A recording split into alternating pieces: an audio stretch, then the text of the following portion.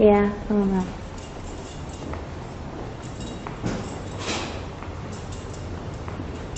Well, I usually start drawing here because this is kind of a newsworthy area. But this building was built in 1871, so that's how long it's been here.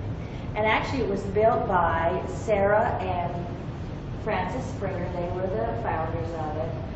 Francis Springer is from a little town, actually it's in Providence, called Alsace, which is between France and Germany. And right now it belongs to Germany, I think. And he came to Columbus, Georgia, looking to work on a riverboat in 1856. That's when he met and married Sarah.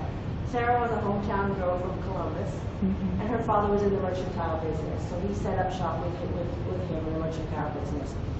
And in the 1800s, there was a lot of Europeans living in Columbus, and it was a real flourishing town. It's getting better these days. And so there was people that missed Europe and missed the big opera houses. So they decided to sell stock and make money to build an opera house. And that's why they call it an opera house, even though we don't have too much opera going on. Yeah, I know. You know, the one time we did, there used to be a lot of trustees, which are Like an opera house and hotel or something like yes. that. Okay, Because because I all always that, yes wondered ma'am. that.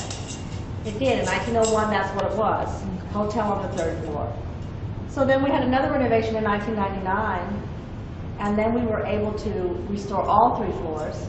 We were able to use part of the hotel for guest housing.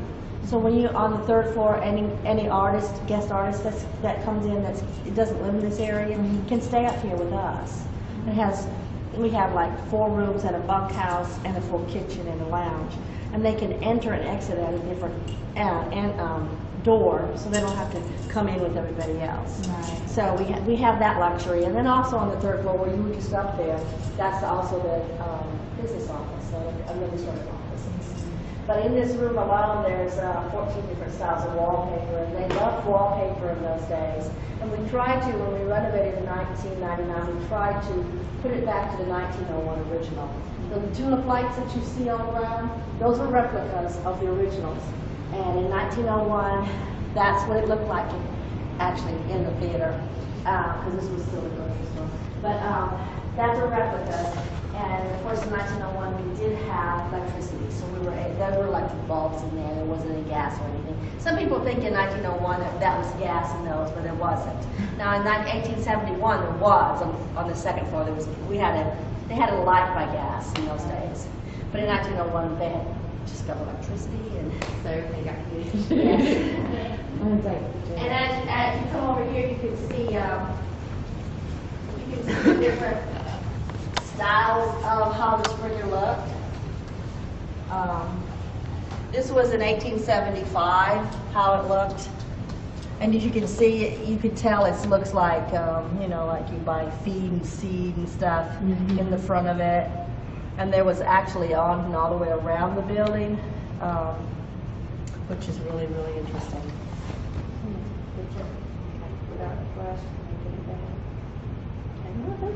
They work, yeah. So that's the 1875, how it looked. But you see it had 3 floors then.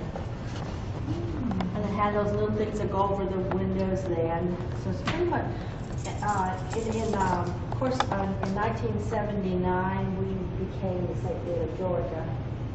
And we are a historical monument here too as well. So we have to kind of keep things like it was at the original. And when we renovated, we found things in the building, some of those things that's why you see like the bottles and the different things. And here's some more here. And this building this is 1909, so this was after the 1901 renovation. And that's when they put the little veranda like we have today and the covering there and took out all the other covering. We still have those things over the windows like they were then. Yes, it is a beautiful building. Then that's the interior of it right there, 1909. Didn't have any kind of padding on the chairs. John Wilkes. So even John Wilkes has performed on this stage before he was assassinated the president. But they tell us that Edwin Booth's spirit's still here. You know, we are known for our ghosts. too, so. Yeah. Well, we bought that ghost book when we read it. That's right, that's right. Did you see I was in there? Did you find me? And then we also had Tom Thumb, and we had, look how little they were. I think the tallest one was like 24 inches tall. Tom Thumb and his family. Now that's true. I didn't. He was at the circus. Yeah, he was performed in the circus. I Yes. just thought it was a story. Well, Tom Thumb is a story, but Tom Thumb you could fit in your hand. This Not Tom that. Thumb- Not that. Oh, I okay. know that. I know that. Okay. Yeah, I'm not that far out there. Okay, I'm sorry. I'm sorry, but no, this was true. He was a little midget or a little man, and he performed in the circus. Fit in your hand. Well, you probably could. He was 24 inches tall, you know. But the Tom Thumb that I was thinking of was Was the one little thing, but they still got the name from they a got real the name thing. from him. Yeah. And then John Philip Sousa was here, and he had his 76 trombones on the stage and everything, so he's been here as well. And then this is a great portrait of Edwin Booth. And this actually was his bench, because when they traveled with their own furniture. And this was his actual bench. Of course, it's been recovered since to match our decor. And then this, of course, is the Barrymores. We had a lot of the Barrymores here. And this young lady right here is Ethel Barrymore in a young age. And if you look real close to me, she looks like her great niece, Drew Barrymore. If you look at her eyes and her nose and her mouth, he looks like Drew to me. But that's Ethel, and John was here. And Lionel was here. I think it's a great picture of Ethel. She was a beautiful woman. But I only remember her when she was old. And I've seen pictures of her because she had passed away, I think, before I grew up, you know, so I can imagine about you. And this is Walter Winchell. And then, of course, Long Rainey, you know, Gertrude Rainey, we call her Long Rainey. She's was a jazz singer, and she's a Columbusite. She was from Columbus, Georgia. And there's actually a house that they've restored that she lived in, that she grew up in downtown. And then, of course, we had Buffalo Moon Time. Plenty amount of people came to see us. That worked. Usually it's a glare when I do that. Yeah. We rent this out, this area out a lot too when we can. Oh, really? Yeah, it's like for receptions and things.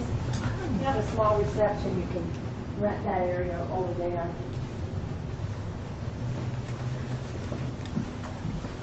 Take you down into the theater now. It's not turned on.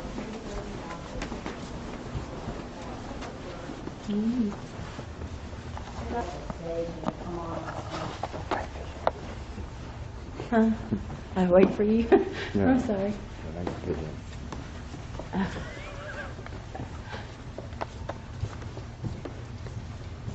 Okay, it's being controlled on the stage, so I'm going down to the stage.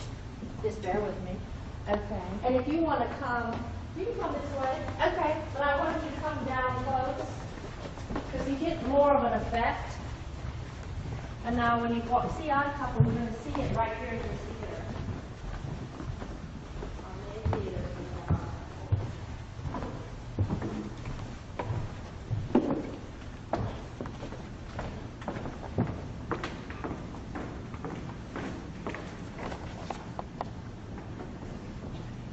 That was a good picture.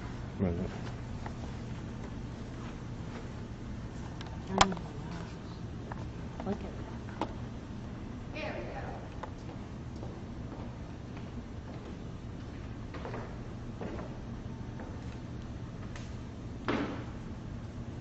Oh, don't fall. I don't do that too often. I don't get up and down too often. But these are all the tulip lights that I was telling you about. This is how it looked like in 1901 when they renovated. Like I said, we tried to put it back to the 1901 where it was. And if you look, you see all this stenciling? See all this stenciling all around here? And we didn't know even it was here when they renovated in 1999 because they had covered over with paint and everything. And so we were cleaning, they were cleaning all the dirt and paint. And they found it, so they had it all restored. Wow. I didn't think they could restore something once it's painted over. I didn't think so either. So they, they took it all off and then they restored it all. And this is original from 1901. The chandelier is original from 1901. That's just awesome. And these are all replicas of the seats, but these have padding on it. Oh yeah. You know, today's age, Oh yeah. they'd be fussing. And right over here is the governor's box, because like I said, with the State Theater of Georgia. And there is actually a seal that's on the wall. And he would sit here and he would come. Oh, We haven't wow. had Governor Perdue. We've had Barnes and we've had Jimmy Carter and we've had Miller and all those other ones. And if the president would come, he'd sit up there. Oh. That's his box up there, the president. But I don't know if Mr. Bush would ever come. But we've had Roosevelt, we've had Truman, we've had, who else have we had? We've had Carter. Just some of the ones we've had. But actually, if you look at the box seats, the box seats are actually the worst seats in the house. Yeah, because it's a limited view. So, I mean, it's just something to think of. I mean, it's not any more expensive or less expensive to sit there. You can if you want to. But during the 18th, Yeah. I was surprised that they even let me do that. That's what they told us. Now, wouldn't the balcony seats be good seats too? Balcony seats are very good seats. I sit up there a lot, especially in the middle part. They're very, very good seats. But like I said, we do have our last show is The Odd Couple, and our shows run from September to May. And then in the summertime, in June and July, we have a theater, Children's Academy. And we have children here from ages 5 all the way to 18, and they learn about theater. And it depends how old they are. Like the 5 through 8-year-olds, they come like 1.5 to 2 years old with on that last Friday. They'll actually perform on the stage, and they'll have their parents and their friends in the audience. And so it's really a fun time. Mine's fixed to be 4, so I got a while. A little bit more. Yeah. But they do have preschool. Like if she just finishes preschool, like next summer. It used to be like closer, like where the promenade area, where we just came out of where their actors were. It was more down that area and closer to the street. We use this primarily for intermission, but we do rent it out when we can, when we're not having shows. It really depicts, we have the naked ladies on the wall and everything. Just like the 1800s would be. A lot of the furniture in here, except for the tables and chairs, have been donated. This bar came out of this other hotel that's along with all that right there as well. These stained glass windows, actually we accumulated more property when we renovated, so we own about half a block now. And so we were tearing down walls, we found these between the walls. The windows? The windows, preserved in between the walls. Wow. We brought them over here and had them, hung over here. Now the story goes that in those days they had quarantine. That means you quarantine the house, no one can come in, no one can go out because of disease or whatever. And when that happened, they'd have to put a light in. That's the story goes back.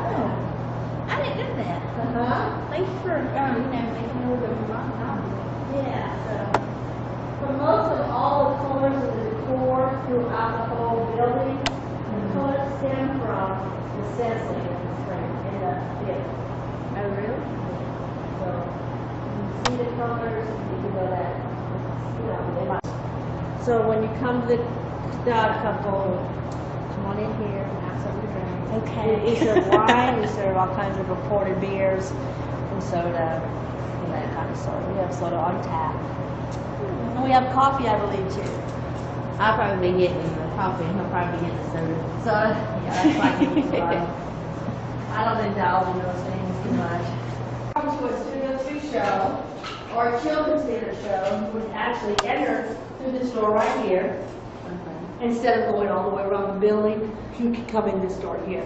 And the reason why well, first of all, the reason why this is Foley Hall is because the Foleys, of course, donated money for us to take care of this. But the Foleys married a Springer. That's the daughter of Sarah and Francis Springer. And he actually at one time was the director of the theater. That's an original home of the Foley house, and unfortunately it burnt down. So that's how the connection is. Now, was that included? It was on Second Avenue.